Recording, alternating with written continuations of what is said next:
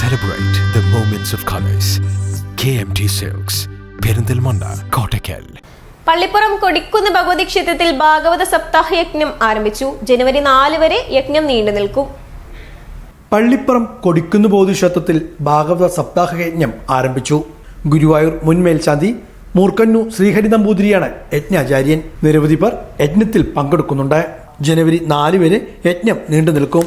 ജനുവരി 2 രുക്മിണി സ്വയംവര ഘോഷയാത്രയും ഉണ്ടായിരിക്കും.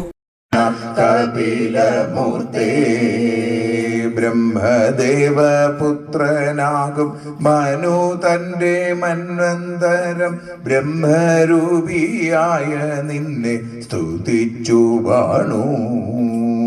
71 ചതുർയുഗകാലം മനു നിന്നെ തൊഴുതല്ലോ സുഖമായി കാലം കഴിച്ചു.